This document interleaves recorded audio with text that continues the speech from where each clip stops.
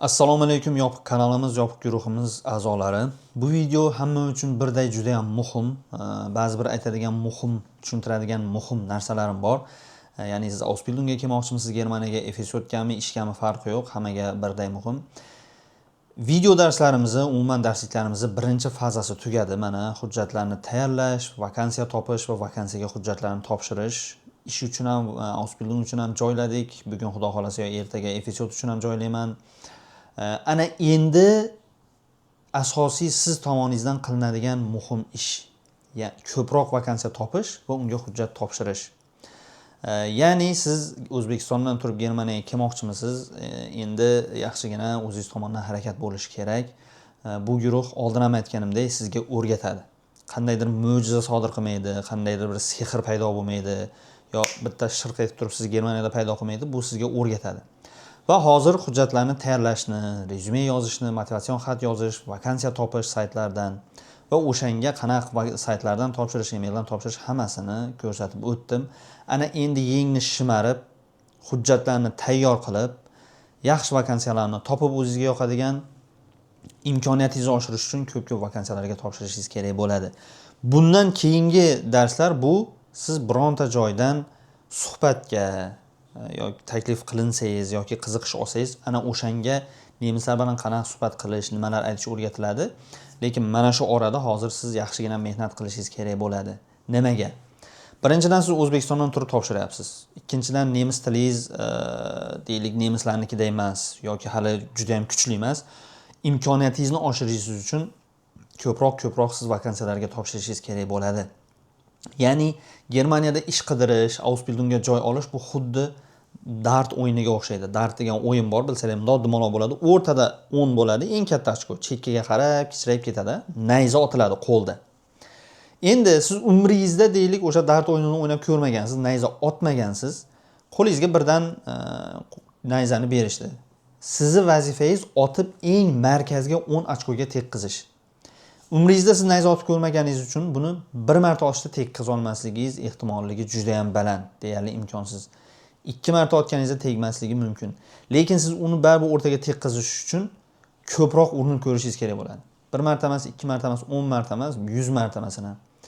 Chunki siz 100 marta o'sha doskaga qarab nayzani otganingizda adashib bo'lsa ham bittasi markazga tegadi. Ya'ni ehtimolligi oshadi markaziga tegishni. Germaniyada ish qidirish ham va Ausbildung qidirish ham xuddi shunaqa narsa. Imkoniyatingizni oshirishingiz uchun urinishlar soni ko'p bo'lishi kerak. Bo'lib ham sizga O'zbekistondan turib topshirganingizdan keyin yanada yaxshiroq, yanada ko'proq vakansiyalarga topshirishingiz kerak bo'ladi. Bu narsa ko'pchilikka yangilik. Ko'pchilik uchun begona. Lekin Germaniyada tizim shunaqa. Nemislarning o'zi ham, mana u Germaniyada tug'ilgan g'irt nemis, Friedrich Müller degan nemis masalan. Xuddi siz bilan bir xil ketma-ketlikda hujjat topshiradi, suhbatdan o'tadi, rezyume tayyorlaydi, xuddi shunaqa o'zi uchun Ausbildungga yoki ishga joy oladi. Meni bunaqa o'zi nemis tanishlarim o'zi juda ham ko'p. 6 oylab, 1 yillab vakansiya qidirib yuradi. Endi ko'p urinish, ko'plab vakansiyalarga topshirish orqali imkoniyatni oshirgandan keyin boyagi yana bunga qo'shimcha hujjatlarni to'g'ri tayyorlash, video darslarda aytilgan joylarga yaxshi e'tibor berib o'rganish, tushunmagan joyingizni guruhga kirib yana savol berib so'rash sizga yanada imkoniyatingizni oshiradi. Bu juda ham muhim. Chunki ko'pchilik men e'tibor beraman yuzaki qarab o'tib ketadi.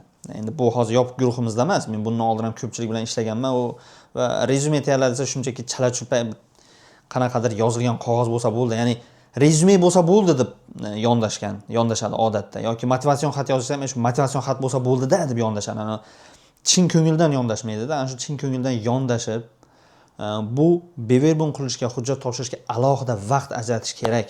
O'sha kuniga o'tirib turib 3 soat, 4 soatdan ajratib, kuniga 10 tadan, 15 tadan, 20 tadan tinmay beverbun qilish kerak va har biriga yaxshi yondashib, chiroyli, men videolarda ko'rsatilganday o'sha kompaniyani o'rganib chiqib, mas'ul odamlarni topib, chiroyli qilib beverbun qilish kerak bo'ladi. Bu sizning imkoniyatingizni oshiradi. Nemislar ko'pchiligi juda ham perfeksionist xalq. Ya'ni juda ham maydakash, har bitta detalga e'tibor beradi. O'zimizda ish topish jo'n-ku, sodda. Shunday biron tanishingiz orqali yoki bilmadim e'lon orqali ish borligini bilsangiz, darrov olasiz, Telegramdan yozasiz.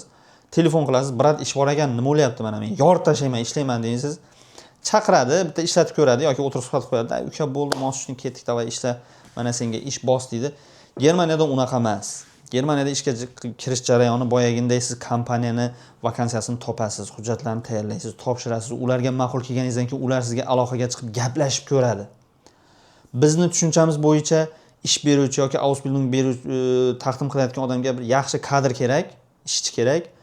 Ishchiga bo'lsa ish kerak bo'ldi-da, to'g'rimi? Shunday kelib ishlayversa bo'ladi-ku. Yo'q, nemislarda bunaqa emas. Nemislarda siz hujjatlarni topshirgandan keyin nimaga sen bizga kompaniyaga qiziqyapsan? Nimaga aynan biz, nimaga boshqa birovni emas biz kompaniyani tanlading? Mana shunaqa narsalar qiziqtiradi ularni. Bu narsaga siz qiziqishingiz borligini, uni kompaniyasiga qiziqishingiz borligini boyaginday hujjatlarga yaxshi e'tibor berib, o'qib, boshqa qilib ko'rsatib berishingiz kerak bo'ladi. Hali ular bilan suhbatga tayyorlanishda ham bu narsalarni o'rgataman. Qanaqa o'sha kompaniyani o'rganib chiqish, qanaqa u ham kompaniya haqida ma'lumot olish, suhbatga qanday tayyorlanish, qanaqa ularga savol berib, o'zingizni qiziqishingiz kuchliligini hali tushuntiraman. Hozir o'sha ishga kirish jarayoni umumiy qanaqaligini sizlarga tushuntiryapman. Endi mana unaqa ishlar bor. Hozir siz bu gaplarni eshitib, voy, bu shunchalik murakkabmi bu? Balo bormidi o'zim topshirib? Konsalting firma orqali topshirsam bo'lmasmidi degan fikr kelishi mumkin. Konsalting firma orqali topshirganingiz ham hech narsa o'zgarmaydi. Jarayon xuddi shunaqa bo'ladi. Meni o'zimga mana endi sizlar ko'rmaganinglar bilan men ko'raman, eshitaman-da, menga yozadi ko'pchilik odam. Aka, men konsalting firmaga $1000 pul bilan hujjatlarni berib qo'yganimga 6 oy bo'ldi, 1 yil bo'ldi. Joy topib bera olmayapti. Yana bir 3 ta 4 ta holat bo'lgan, menga joy topib berdi. Germaniyadan ish beruvchi aloqaga chiqdi, lekin men suhbatdan o'tolmadim, ausbildung topolmayapman, topib bering. Ya'ni bizdagilar xohlaydi, tayyor bo'lsin. Meni shunday chaqirsin, boray, ausbildungni boshlay yoki ishimni boshlay. Bo'ldi, men ortiqcha bosh qotirishni, uni suhbatiga tayyorlanishni, hujjat tayyorlashni istamayman deydi, lekin asosiy Germaniya bilan bu narsa o'xshamaydi. Konsalting orqali topshirasizmi, o'zingiz topshirasizmi, proses bir xil. Hujjatlarni tayyorlaysiz, vakansiyaga topshirasiz, vakansiya topasiz, ish beruvchi bilan suhbat qilasiz, hamma narsa bo'ladi, ana shundan keyin Germaniyaga kelasiz.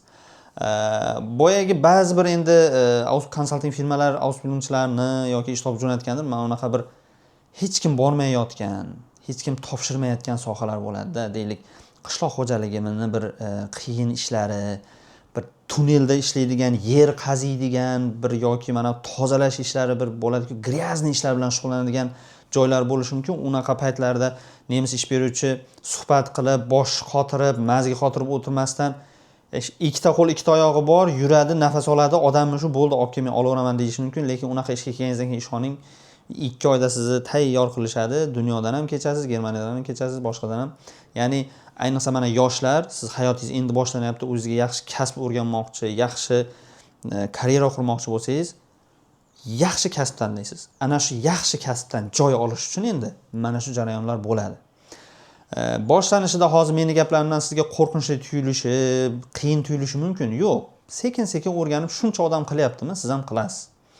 Bu hamma sistemalar mana vakansiyani chiqarib saytga yozib qo'yibdi. Nimaga? O'sha hamma topshirsin, hamma o'sha joyga beverban qila olsin, kelsin, o'qisin degan, ya'ni hamma uchun moslab sistema qilib qo'yishgan. Albatta konsalting firmaga borsin, faqat firmalar orqali qilinadi degani emas. Konsalting firmalarda shunchaki mana shu siz hozir darslar orqali oladigan bilimingiz bor ularda.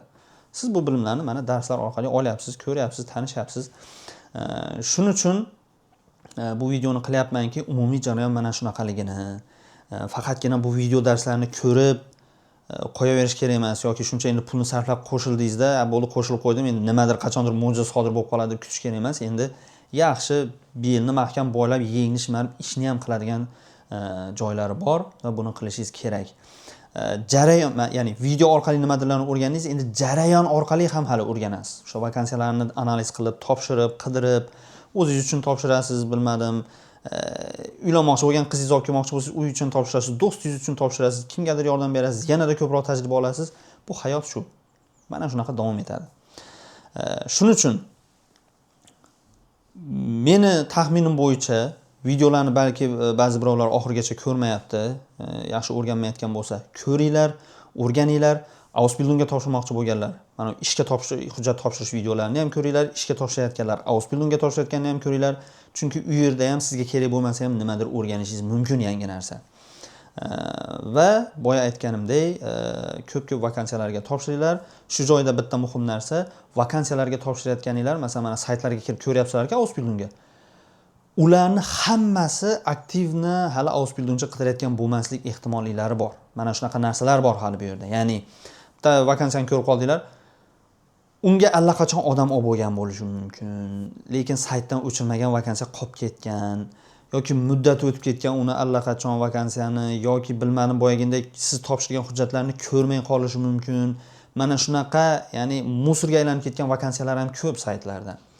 O'sha musor vakansiyalar orasidan o'zingizning imkoniyatingizni oshirishingiz uchun ko'p ishlarga, ko'p vakansiyalarga, ko'p Ausbildunglarga topshirish kerak bo'ladi.